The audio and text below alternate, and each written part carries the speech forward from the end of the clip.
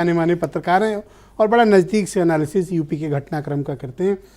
संजय जी, आपका क्या ऑब्जर्वेशन रहा जो कुछ भी कल घटनाक्रम हुए पॉलिटिकली उत्तर प्रदेश में? इसको आप कल के ही दृष्टिकोण में सिर्फ देखते हैं या जनरल इलेक्शंस जो होने जा रहे हैं उस पर कोई इम्पैक्ट भी आएगा इस टूट का?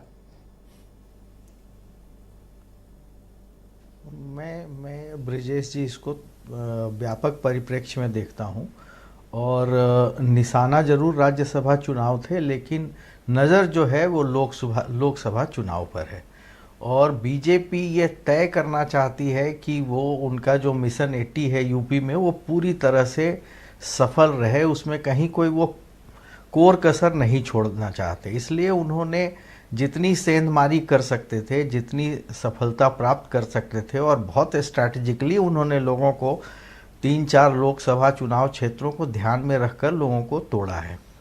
अब ये कोई भी राजनीति में कोई भी घटनाक्रम एक दिन में होता नहीं और दूसरी बात यह है कि राजनीति बिना डील के होती भी नहीं। तो क्या डील है ये जानना आगे पता चलेगा, लेकिन कुछ ना कुछ तो बात हुई है। कहीं ना कहीं ये जो 8 लोग अलग हुए हैं उनका कुछ नेतृत्व से विरोध रहा होगा, भाजपा के नज़दीक जाने की उनकी वजह रही होगी और खेल के लिए तो दोनों पार्टियां तैयार थीं, दोनों की कोशिश थी कि इधर उधर तोड़ फोड़ की जाए।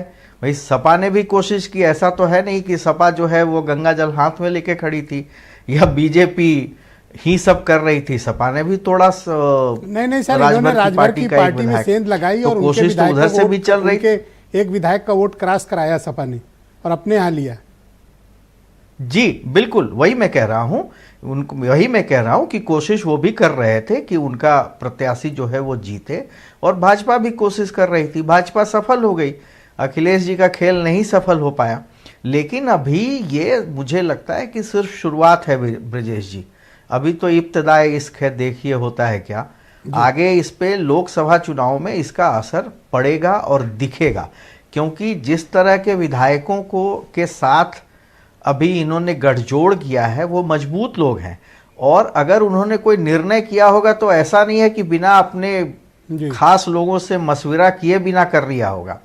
कुछ ना कुछ तो बात हुई होगी ग्राउंड पर उनकी। मैं डिबेट के प्रारंभिक जब इतने साल से लोग विधायक होते हैं तो ऐसा नहीं है कि का जिक्र किया था सर कि रायबरेली और अमेठी में जो भी अपोजिशन के कुछ भी चुनिंदा लीडर जो बचे थे, जो एमएलएस थे, चाहे मनोज पांडे हो, राकेश प्रताप सिंह हो, गायत्री प्रजापति की फैमिली हो, यहां घिरी है क्या? कांग्रेस को घेरने की कोशिश हुई? क्योंकि यहां के 3 एमएलए गए हैं टूट में।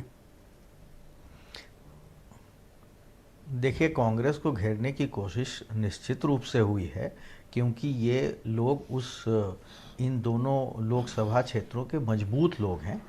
अब कांग्रेस और सपा इसका कैसे जवाब देती है वो देखना होगा, क्योंकि इन लोगों का असर तो है। ये लोग कई बार विधायक रहे हैं, पार्टी में महत्वपूर्ण लोग रहे हैं, पार्टी फंक्शनरी रहे हैं, चीफ विप थे और बाकी लोग भी मजबूत हैं, कई बार से जीतते रहे, तो जाहिर है कि असर पड़ेगा। लेकिन अमेठी और रायबरेली में एक गांधी परिवार का अपना एक अलग दबदबा है। बेशक राहुल गांधी पिछला चुनाव हार गए हों, लेकिन आप अमेठी रायबरेली में गांधी परिवार को खारिज नहीं कर सकते।